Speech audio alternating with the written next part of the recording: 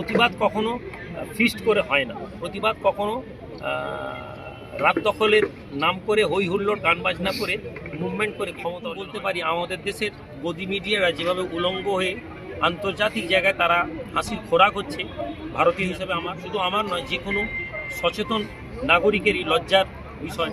সেখানকার এমন এমন ভিডিও ফুটেজকে নিয়ে এসে তারা এমন ব্যঙ্গাত্মক টক শোতে করছেন, যেটা তাদের মিডিয়ার স্ট্যান্ডার্ডকে বিলটা দিয়ে বললাম তো যে প্রতিবাদ চলবে, যেহেতু সুপ্রিম কোর্ট একটা রায় পাঠিয়েছে। এই জন্য যেটা পার্লামেন্টে যে রায়টা আবার ফিরে গিয়েছে, যতক্ষণ না এটা হচ্ছে ততক্ষণ পর্যন্ত আমরা এই চললাম।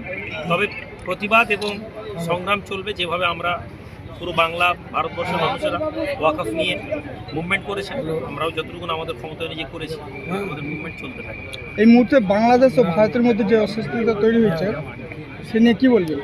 দেখুন, বাংলাদেশ ভারত আন্তর্জাতিক ইস্যু, আর আমরা এমন পরিস্থিতির মধ্যে বাস করছি যেখানে আন্তর্জাতিক ইস্যু নিয়ে কোনো কথা আমি বলা পছন্দ নেই। যেহেতু প্রতাপপুর দরবার শরীফের হাজার হাজার ভক্ত বাংলাদেশেও আছেন, মুরিদ মোতাকাদিন আছেন। তবে এটুকুন বলতে পারি, আমাদের দেশের গদি মিডিয়ারা যেভাবে উলঙ্গ হয়ে আন্তর্জাতিক জায়গায় তারা হাসির খোরাক হচ্ছে, ভারতীয় হিসেবে আমার মাথা হেট হয়ে যাবে। শুধু আমার নয়, যে কোনো সচেতন নাগরিকেরই লজ্জার বিষয়। সেখানকার এমন এমন ভিডিও ফুটেজকে নিয়ে এসে তারা এমন ব্যঙ্গাত্মক টক শোতে করছেন, যেটা তাদের মিডিয়ার স্ট্যান্ডার্ডকে প্রকাশ পায়। বাট আমি বিশ্বাস রাখি আমাদের যারা ডিপ্লোম্যাট আছেন তারা যথেষ্ট দক্ষ, বাংলাদেশের সাথে আমাদের সম্পর্ক ভালো হয়ে যাবে।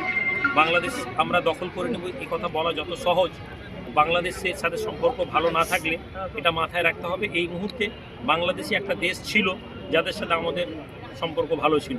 বাকি পাকিস্তান, চীন, সমস্ত দেশগুলোর সাথে আমাদের কোথাও না কোথাও সম্পর্ক ভালো নেই। ফলে আমরাও সেফ না, এটা আমাদেরকে মাথায় রাখতে হবে। আরজিকর ভালো নয়, দোষীদের এখনো শাস্তি পেল না, কি বলবেন?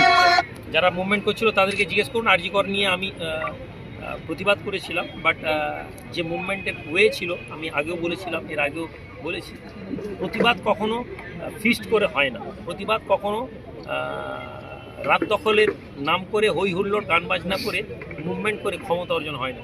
ক্ষমতা দখল হচ্ছে প্রতিবাদ এবং যাকে বলে বিপ্লবের মাধ্যমে হয়। আজকে বিপ্লব না করে গান বাজিয়ে যদি আমরা চেতনা তৈরি করবো মনে করি, যারা করেছেন তারাই ভালো বুঝবেন। দীঘাতে জগন্নাথ মন্দির নির্মাণ হলো, এই নিয়ে কি বলবেন? ভালো জিনিস, মন্দির তৈরি হচ্ছে, হিন্দু ভাইরা আরও বেশি ধার্মিক হবেন। বাস ধর্মের নামে অধার্মিক না হলেই হলো।